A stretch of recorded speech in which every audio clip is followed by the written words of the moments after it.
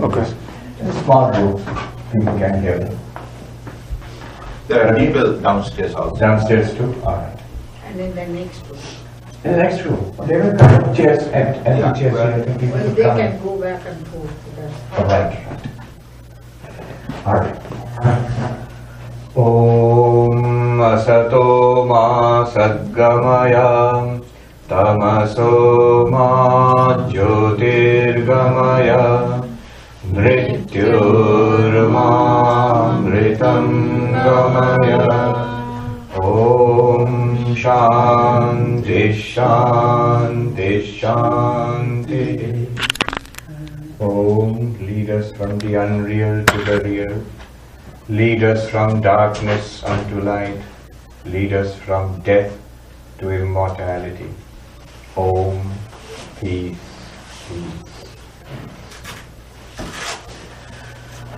Good afternoon, everybody, and welcome back to most of you. Most of you are coming back for the second time. Today, the subject is exactly the same as the subject last time, when we spoke about in the cave of the heart. Now, it will not sound the same. The text we will take up today is Kena Upanishad. I will base my talk on the Kena Upanishad. The text we took up last time was the Taittiriya Upanishad. The approach there is different. The approach here is different. It sounds different. But if you follow closely, if you follow intelligently, you will see both of them are talking about exactly the same thing. See, what are we doing here? This is Advaita Vedanta, the Jnana Marga, the way of knowledge.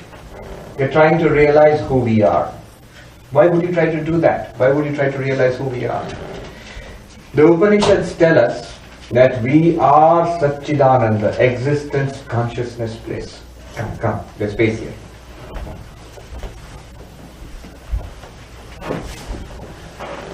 And if only we would realize that, all our problems would be at an end. Again, we have to be careful when you say our problems would be at an end. In one sense, none of those problems would be at an end. They would go on exactly the way they are. In another sense, none of them would matter. End of problems means transcending the problems. The problems themselves, the world itself remains exactly the same. In fact, suppose I have an illness and I am taking medical treatment to cure that illness. If I realize myself as Satchidananda, will the illness go away? Will the medical treatment be redundant? No. The illness will remain, treatment will work, and it will be hopefully cured. All those things will go on. But we will discover a place. Even place is a wrong word to say. We will discover the reality about ourselves and the world and the illness itself. That reality, once you discover that and discover it as your own nature, all these problems will not matter so much. Will not matter at all, in fact. So this thing is the promise of Vedanta, that there is such a reality. And we must discover it. The Kena Upanishad, which we are going to speak about today, the later part of the text which we shall not cover today, that part says, Iha cheda vedi tata satyam asti, na chediha vedit mahati vinashti. In this life, here itself, now itself, today itself, in this body as this person, here, if we discover that truth about ourselves, then we have achieved the goal of life. We have achieved immortality. We just prayed, lead us from death to immortality. We will make the transition from death to immortality. We will make the transition from darkness to light. We will make the transition from falsity to truth, if we know that. And then it says, if we do not realize it in this life, suppose we do not realize in this life, great is the loss. There is no greater loss than this. There is a chance of discovering this, realizing it in this life. And we must.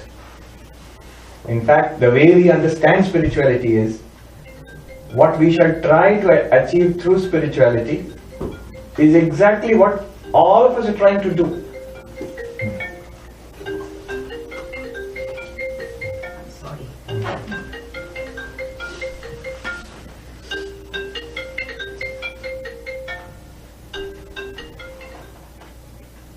Sorry. No, that's all right. That's all. It happens. But it's a indication to the rest of us. So see that we should not have. Yeah, please cancel. Yeah, silent. Yeah. Let's see if we have put our mobile phones on silent. So it's a great loss. The whole purpose of life is to discover this. In fact, all we are trying to do in life, pleasure and career, earning money, making a livelihood for ourselves, trying to find, learn more, improve ourselves, all of these efforts, and helping others, society, social service, politics, all of this. Rishi Aurobindo says life itself is yoga. Yoga is that which takes us to the spiritual truth, and life itself is yoga. Doing it consciously, you are a spiritual seeker, a follower of Vedanta, yoga, whatnot. Do it unconsciously, just we call it life. You're leading your life. So, the Kena Upanishad. Now before I enter into that, you see, if we are already that reality, then what prevents us from knowing it? If we are already that, then it must be right here, because I am right here. If I am Brahman, then I am right here. Then how do I not realize it? How do I not find it out? How do I not know it? How do I not get the benefit from it?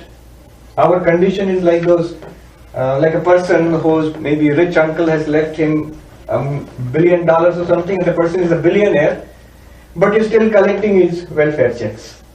Why? Because though really the person is really a billionaire, but practically he is not, because he does not know where the money is, which bank account, where are the passbooks, how do I get access to that money? That person does not have access to that money. Until that point, that person has to live, so he has to go to welfare and get welfare check. Until we realize that nature, which Vedanta promises us we are, until we realize that, we still have to beg from the world welfare check. Something we have to do in the world to keep ourselves happy and to play our role in the world. So that's how it's going on. It's why does this happen? Because of ignorance. Let me use this to draw a diagram. See, suppose this is Brahman. I use the capital C for pure consciousness. Capital C for consciousness. Because the subject today is the inner light, and the Kena Upanishad also is built around that model. The Taittiriya Upanishad, which we did last time, was a different approach. The inner light, the pure light of pure consciousness within us. And we do not appreciate this. We think we are this body and this mind.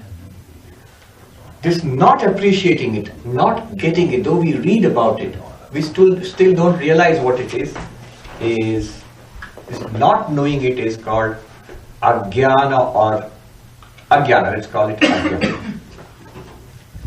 In Sanskrit, Ajnana translates into ignorance.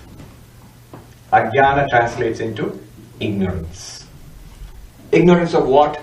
Not physics or chemistry, not Sanskrit or German, but ignorance about ourselves. Ignorance about ourselves. Now immediately one might protest. I am not ignorant about myself. I know who I am. I am Swami Sarvapriyananda, and it says so on my identity card, on my passport. I am Swami Sarvapriyananda. Vedanta says, no, you are not. Or at least the Sarvapriyananda identity is an extremely superficial, surface level understanding about yourself. You do not know yourself in depth. Swami Ranganathanji had this lecture called A Human Being in Depth. We do not know ourselves in depth. We are only seeing the surf on the top of one wave in the Atlantic Ocean.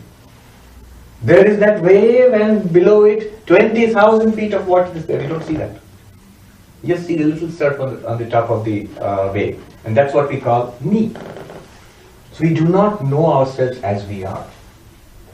We do not think, we don't even see how this could be possible. An immortal consciousness. I have an immortal consciousness. How is that possible? Mark Twain has said, he said that it's not what we do not know that gets us into trouble. It's what we know that it just ain't so. We know that I am this body and this is my life, and I'm having a tough time in my life. This is who I am, and there's nothing more to know about me. And this thing, no, it just ain't so. It seems very nice, but it seems like a fairy tale. So that's what is ignorance.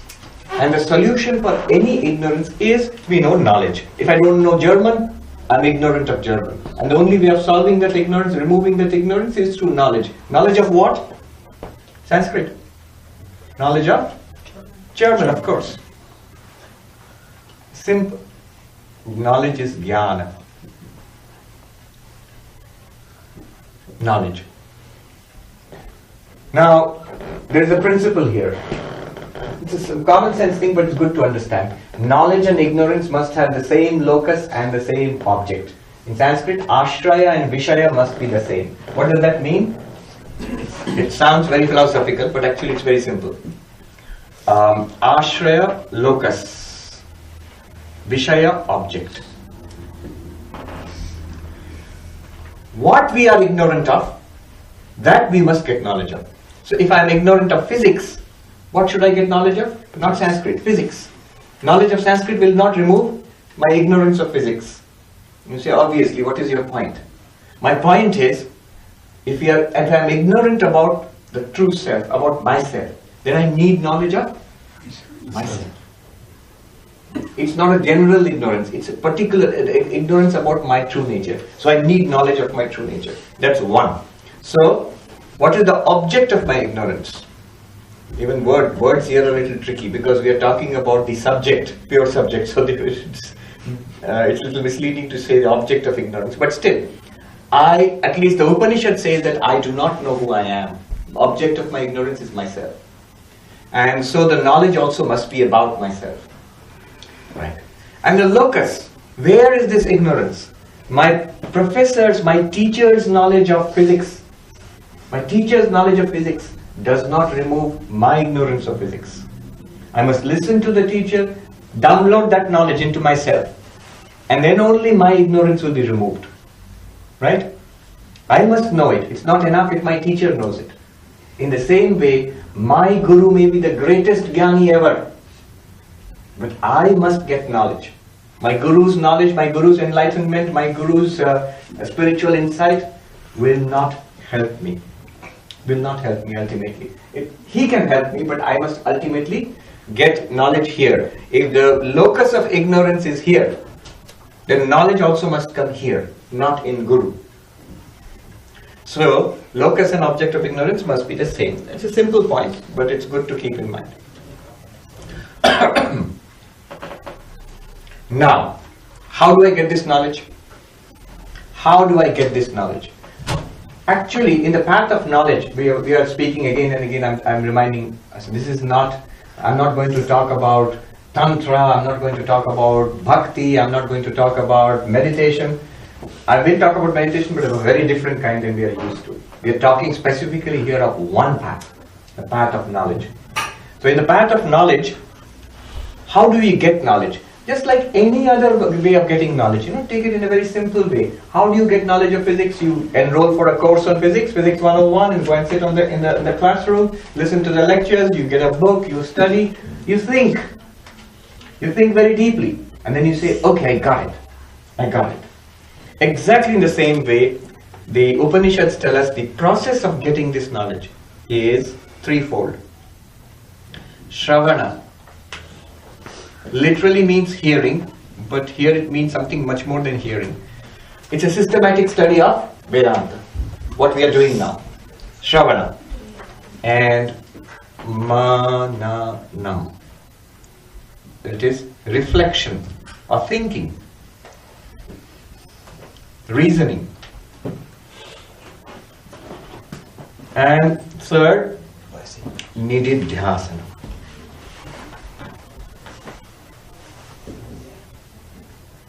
Which is meditation, but this is a special kind of meditation. It's a Vedantic or Advaitic meditation. Okay, I'll use the word Vedantic, because Vedanta can be other than Advaita also, the different kinds of Vedanta. So these are the three things. First, you study the Vedanta, go to a competent teacher, listen to these truths. The core of this process of studying is listening. But it's not just listening. It includes study. It includes, there's a whole system to it. I will not go into it. Those are long time, those who have been studying Vedanta, you know, Shadvida Linga is there, the six-fold technique of interpretation of the scripture. But I'm not going to go into that. But this is enough to say that there is a system of studying it. One must study it systematically. And here the role of the guru or the teacher is very important. It's important to study this because it is self-knowledge. It's not knowledge of physics or engineering or gardening or something like that. It's knowledge about yourself. And especially if the guru is enlightened, it's very good to listen to the guru. Actually, you know, it's something that Swami Vivekananda says spirituality is something that can be transmitted. It can be handed over. Like a common cold, it can be caught. Spirituality can be caught. You need to look into that person when he tells you that you are Brahman. You need to see into the eyes of the person. I mean, we understand, you know. We all have had this experience when we learned something from a teacher who really knew his subject matter, a master of his subject, enthusiastic about the subject, loved his subject, and when you listen to that teacher speaking and look at that teacher, you understand. In contrast, suppose there's a person who's speaking who's not very clear about what he's saying. He himself does not understand too much. He's himself a bit confused. So when that person speaks to you, what happens is either you become a little more confused or no transmission takes place. Because though the words may be the same, the content is not transmitted because here I have not got it, there you will not get it. It's good to hear it from a teacher who has got some grasp over this subject. Then that learning is transmitted. So that is Shravana, a systematic study of Vedanta. Now at the end of this Shravana, what is expected? You study the Kena Upanishad or Taittiriya Upanishad. At the end of this first stage, what is expected? This much is expected. I now know what the text tells me. Before studying this, what does Kena Upanishad tell me? What is it all about? Is it about God? Is it about meditation? Is it about doing good to the world? Is it about some kind of archaic, old Hindu ritual? What is it? Is it philosophy? I didn't know. Now I know.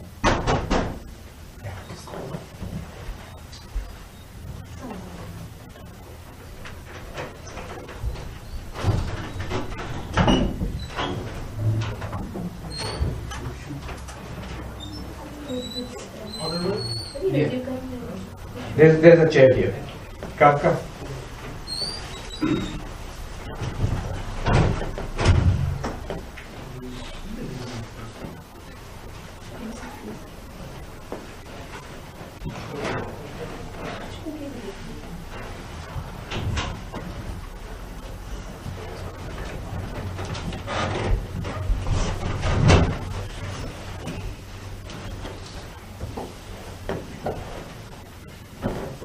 So at the end of this stage, the end of the stage of Shravanam, we should have a clear idea of what the text is telling us. And we know what the text is telling us because we have been around Vedanta for a long time. Yes, the Kena Upanishad is not going to tell us anything new. It's going to tell us that I am Brahman.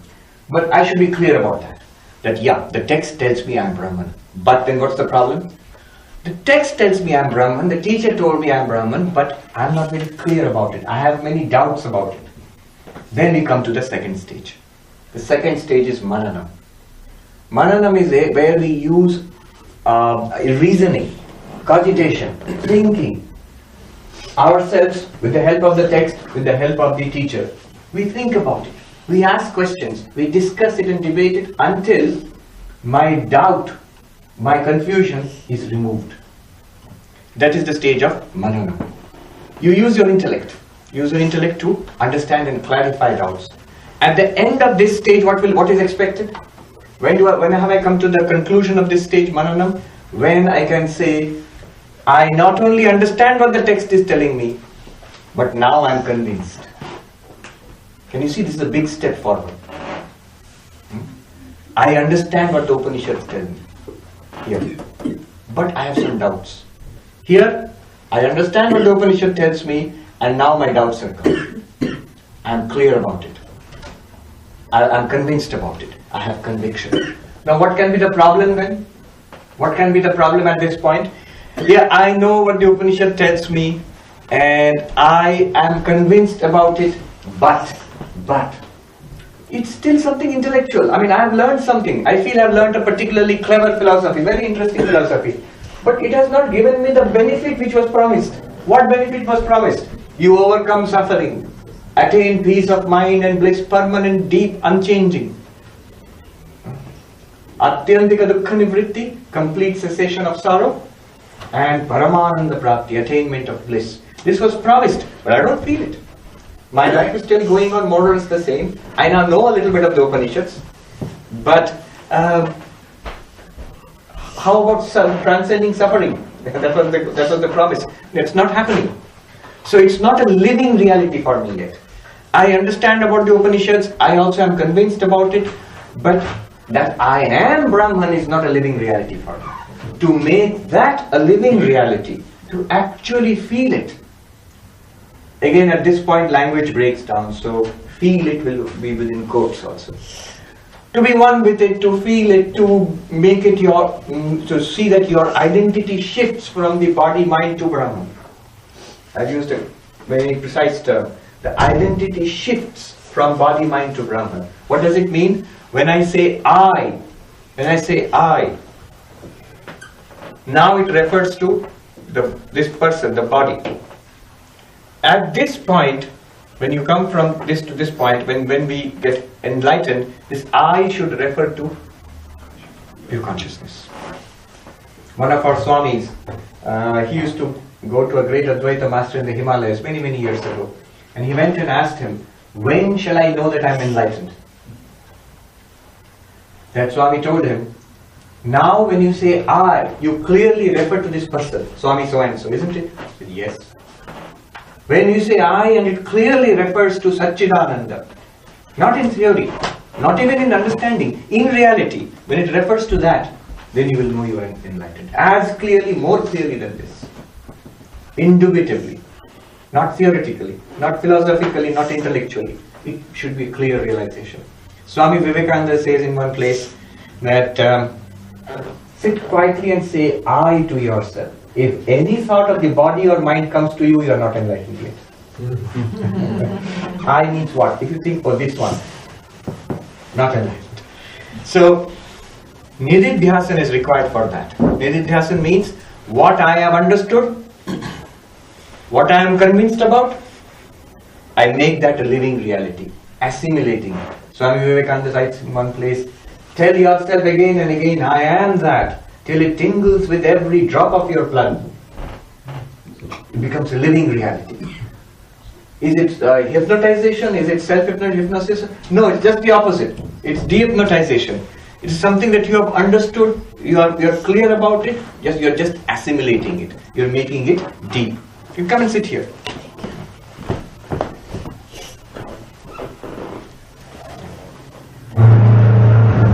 So you're making it deep now. So that is the purpose of Nididhyasana. What we did last time and what we are going to do now in this session is this. Shravana and Manana.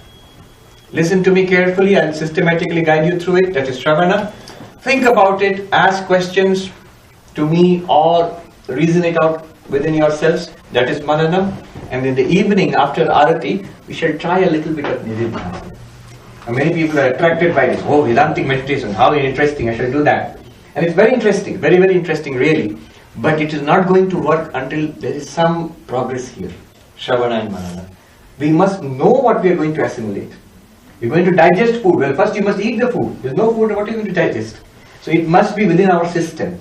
So getting it into the system is Shravana and Manana. Let's see now, what does the Upanishad tell us?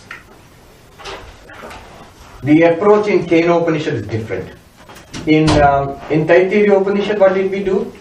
A couple of days ago, we saw that our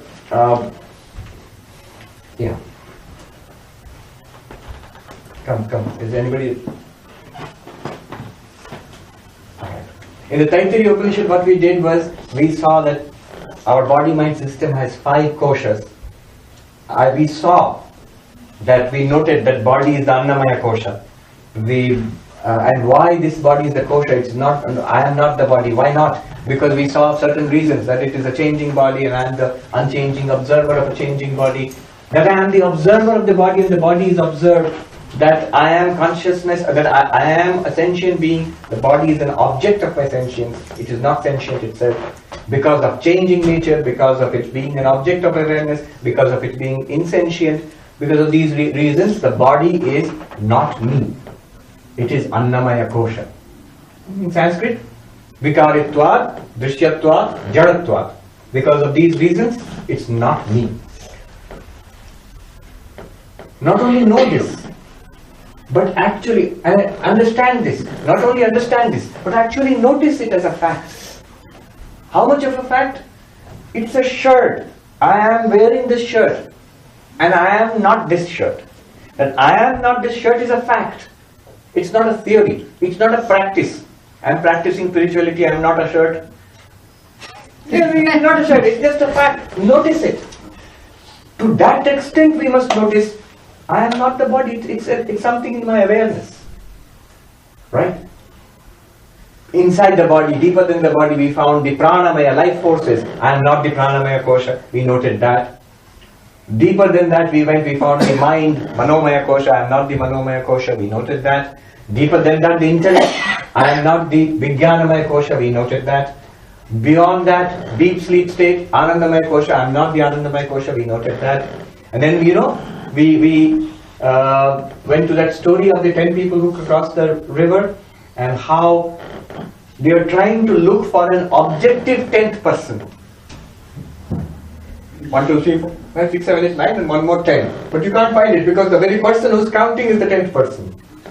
In the same way, that person who is aware of the 5 koshas, that being, that consciousness, that is our true nature. That's how we did it last time. That's one approach. Exactly the same thing we'll do in a different approach today. The Kena Upanishad is a very small Upanishad, but very powerful. Very powerful Upanishad. It asks a question directly about pure consciousness. How is that question put? The question goes like this. In the Kena Upanishad we find the student goes to the teacher and asks. Come.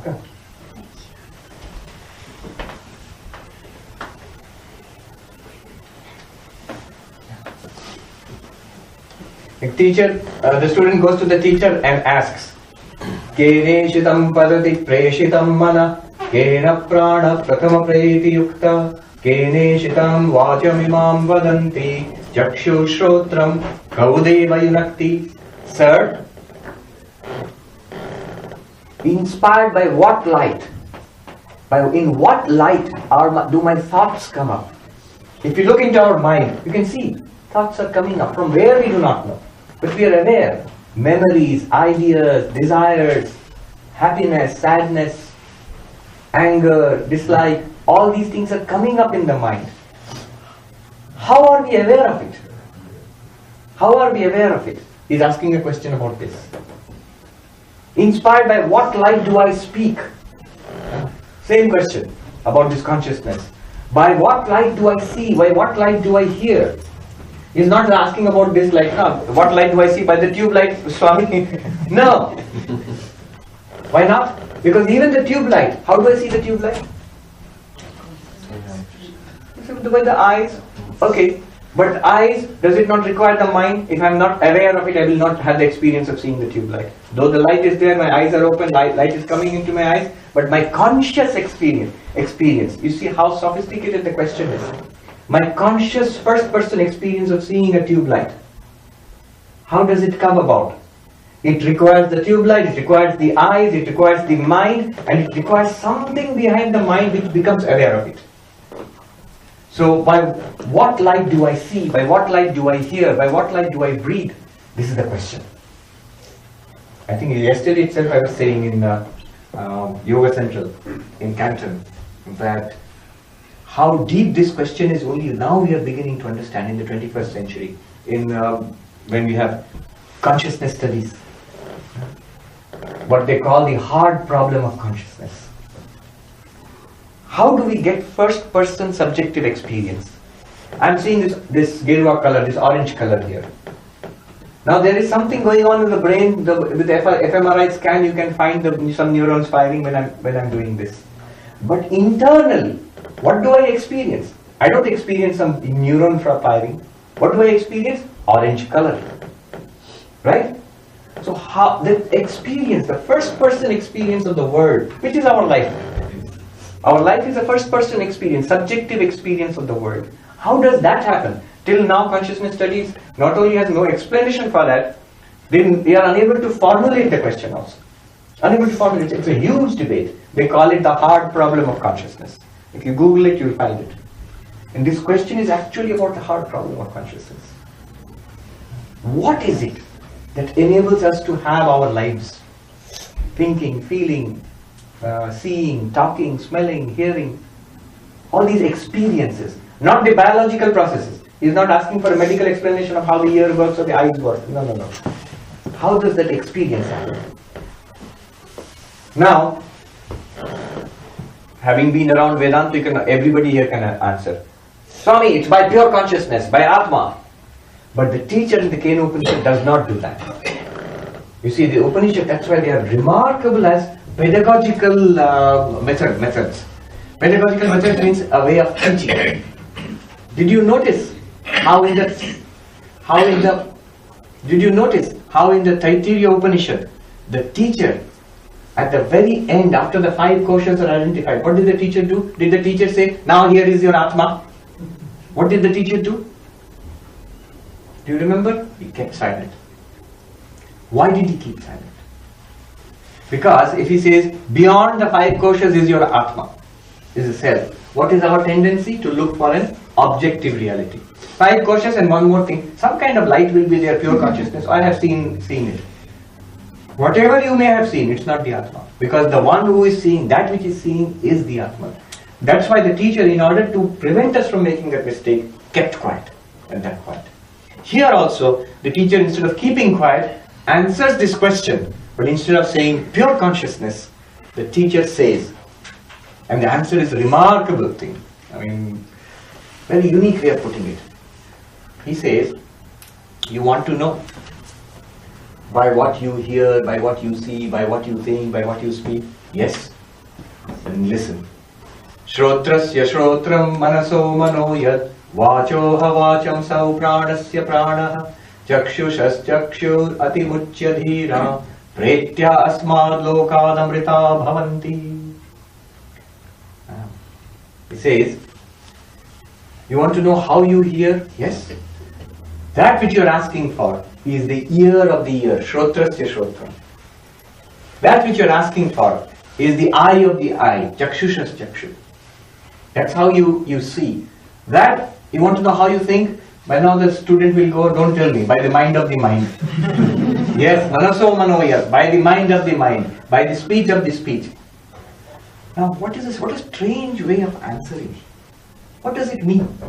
And why use such paradoxical language? Let's see. When you say shrotrasya shrotram, the ear of the ear, the eye of the eye, the mind of the mind, what do you mean when you say the eye of the eye or ear of the ear? You mean something different from the ear. If you meant the ear itself, you would have said ear.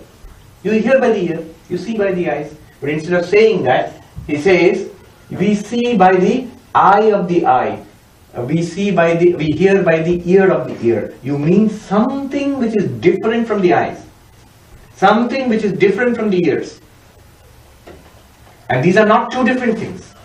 The answer is very interesting. The eye of the eye, the ear of the ear are not two different things. There is one thing which is the eye of the eye, which is the ear of the ear.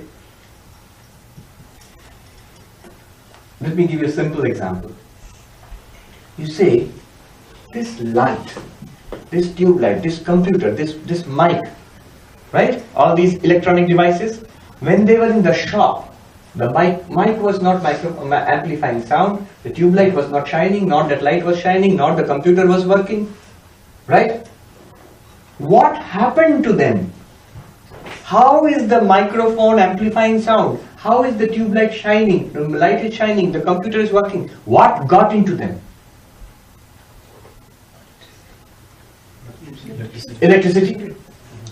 There is one thing which makes the computer, which gets into the computer and makes the computer do what the computer is meant to do. Gets into the microphone and makes the microphone do what it's meant to do. Makes the light shine and tube light shine and that light shine.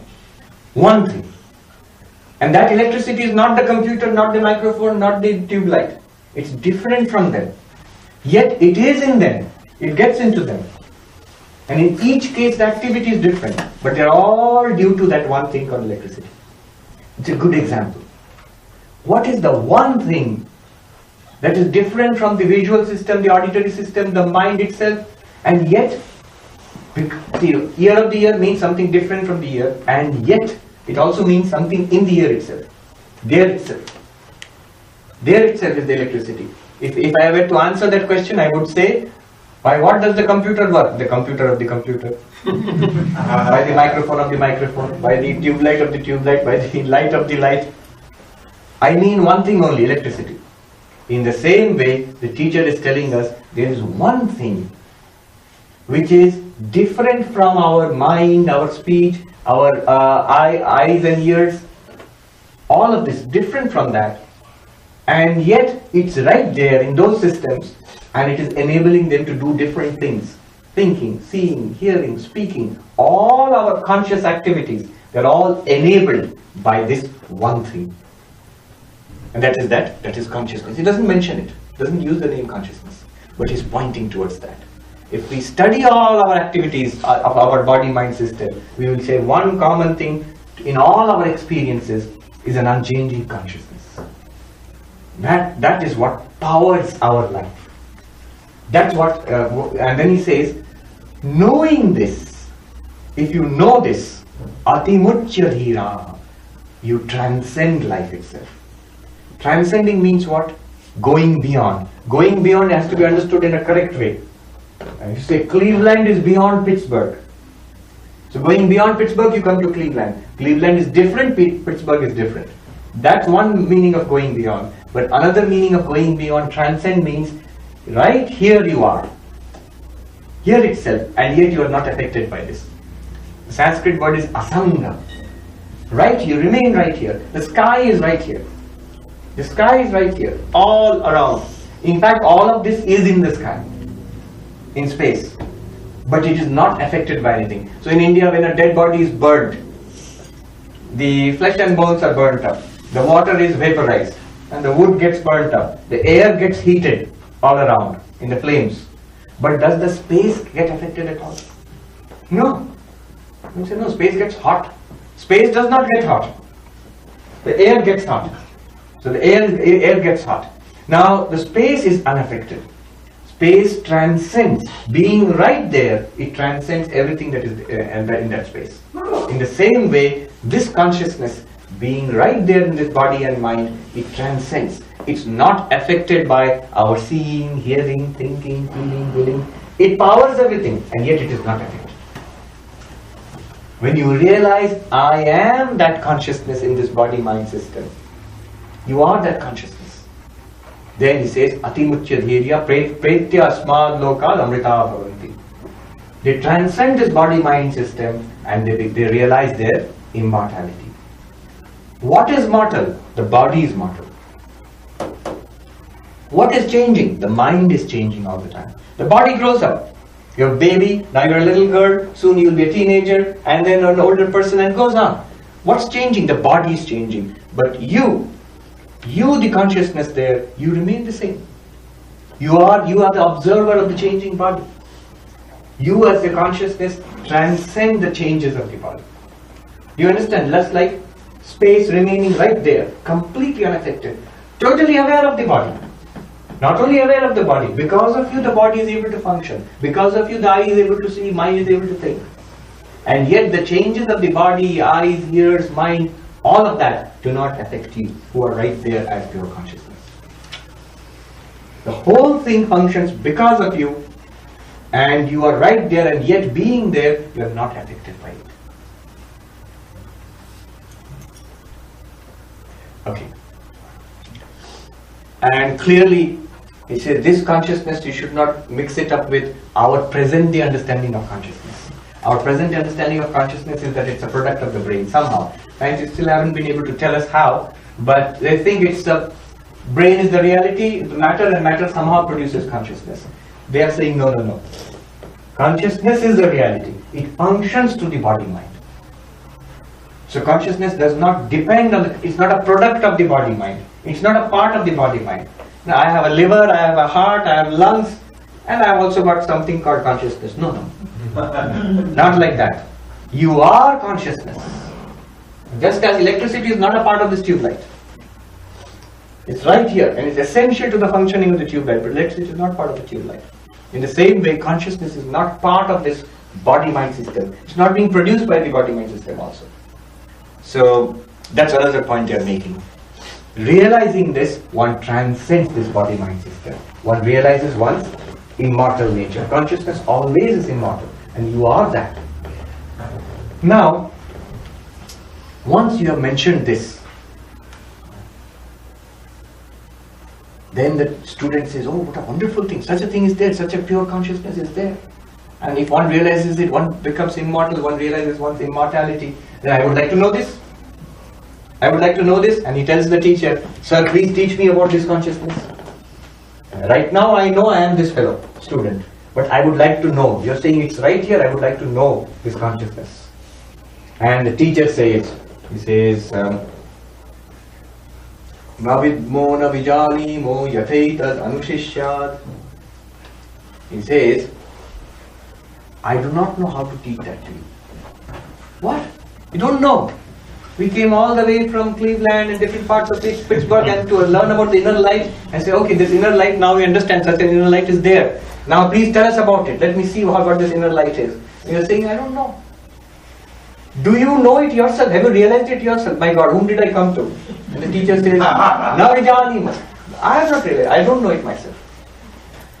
Very careful. The teacher is using the words very carefully and very intelligently. It is not something that can be known as an object. Remember our lesson from the Taittiriya Upanishad.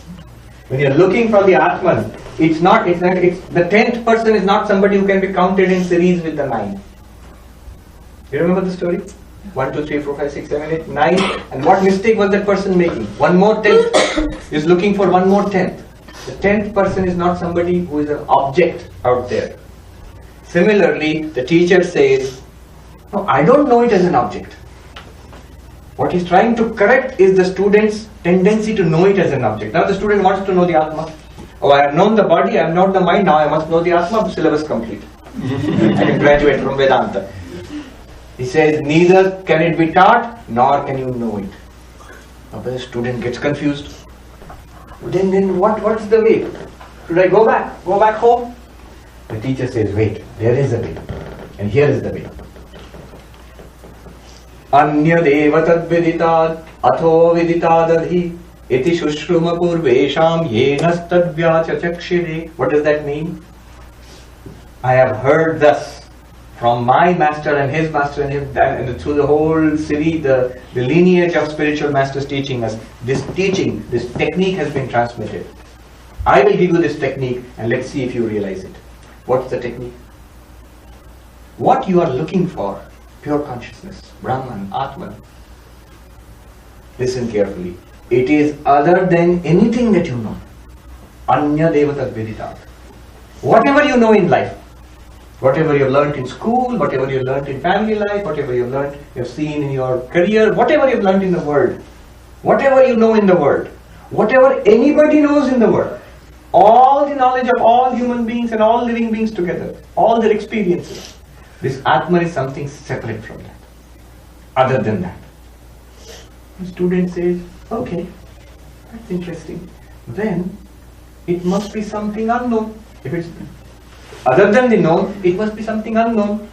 And the teacher says, aviditadati, it is something other than the unknown also. What? You see, our problem is the entire world of objects which we know. We either know a part of it or the rest of it we do not know. That's all. This entire universe in front of you, all around you. You know a small part of it, and a great part of it you do not know. And the teacher says, it's none of them. All the things that you know, this is not that. And all the things that you do not know is not that either. What is the one thing? Let me see if anybody can answer. What is the one thing which is neither an object which is known nor an object which is unknown? Other than all known objects, other than all unknown objects, what is there? There is only one thing. The answer is built into the question. Can anybody tell me? Kunal has raised his hand. Yes. Somebody else can answer. But my answer is knower. Yes, the knower. This is a very philosophical answer. I myself, correct. Think about it. You the knower, you the pure subject, you are not an object. Not a known object?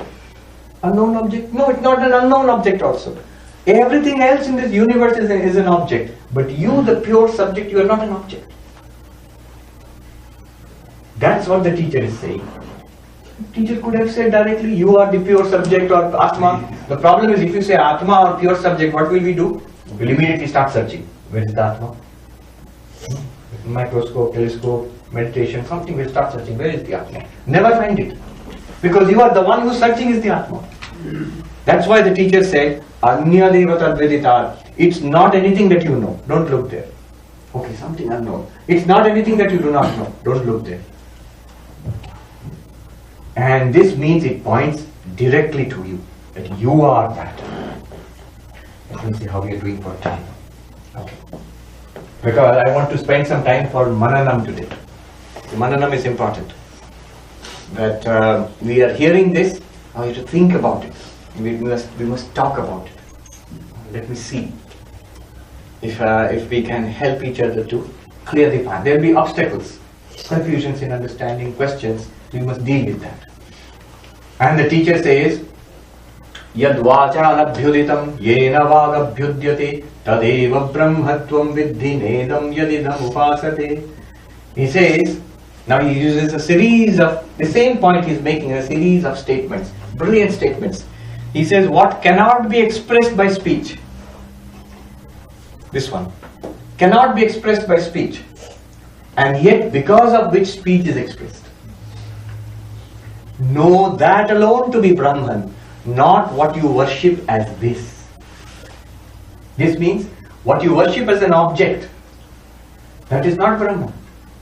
That within you, that pure consciousness, even pure consciousness is objectifying a little bit.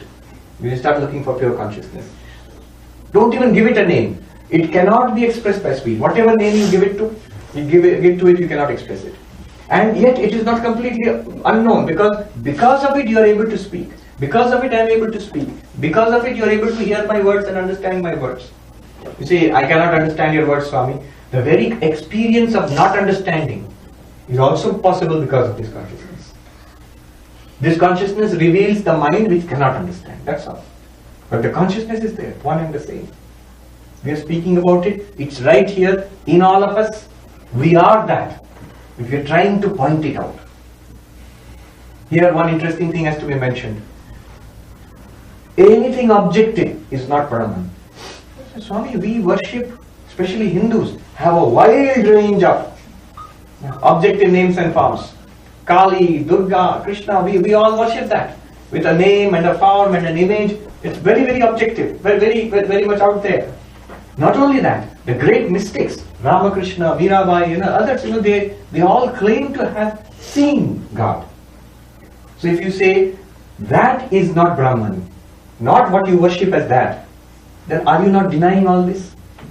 Remember, here is a thing to understand about the image worship of the Hindus. When you watch it carefully, what are they doing? If you look at the mantras, if you investigate that, every time you will see something very interesting. Durga Puja was recently concluded in many parts of the world, especially Bengal. The puja starts with the pujari standing in front of this gorgeous image, very much idam, out there, objective, standing in front of that and doing what? Some mantras are recited, something he touches to the head and the chest and like that. What is he doing? It's called Pran Pratishtha, where I establish my own consciousness there. And then I worship it in this gorgeous image. And then Visarjan, before the image is What do you do with the image? Put it in the river. Are you throwing God into the river? No. Again, that consciousness is invited back. The whole thing is a spiritual exercise where you are objectifying something that cannot be objectified. Only for the purpose of worship and adoration. Otherwise you cannot think about it. You cannot deal with it in any way. You cannot transact with it in any way. So it's a very sophisticated system where it seems to be out there. Only seems to be. The pujari will always say, that which is without form, I worshipped it with form, please forgive me. That which is omnipresent, I worshipped it in a particular image, please forgive me. So, that which is consciousness itself, I'm worshipping it outside, please forgive me. Like that, Kshama Prarthana will be there. Same thing, Ganesh Puja, Ganesh Chaturthi, exactly same procedure is followed. So, when you do puja in a temple, the name and form is like a structure which you use to reflect your own consciousness back to you. That is the idea behind puja, the core idea. And then all rituals and devotion, everything is there. Nedam yadidam upasate. What we worship as an object is not Brahman. The name and form is not Brahman. Though the underlying reality of that object is also Brahman. But that Brahman is not out there, it's in here. The one who is perceiving, it's you yourself. And then he goes on. Yat shrotrena nashrunoti yena shrotram idam shrutam tadeva brahmatvam viddhi nedam yadidam upasate. What cannot be heard by the ears, yet because of which the ears are hearing everything. Know that to be Brahman, not what you worship as an object out there. And it goes on like that. Yat chakshusha pashyati yena chakshumshi pashyati tadeva brahmatvam viddhi nedam yadidam upasate. What cannot be seen by the eyes, but because of which the eyes are seen. Swami Vivekananda said, we Hindus worship a transcendent, immanent God. What cannot be seen by the eyes, what cannot be heard by the ears, what cannot be expressed by speech, what cannot be thought of by mind also. Transcendent. Yet because of that, the eyes are seeing, the ears are hearing, and the mind is thinking. Immanent. Transcendent, immanent Brahman. One reality. Not an object. It goes on like that. And finally the teacher, let's see, how much time do we have? A little bit of time. Let me just add what happens afterwards. The teacher conducts an examination. Don't worry, I'm not going to examine you. The question is asked by the teacher. So you have heard all this? The student says, yes, I heard it. So have you realized Brahman? Do you know Brahman now?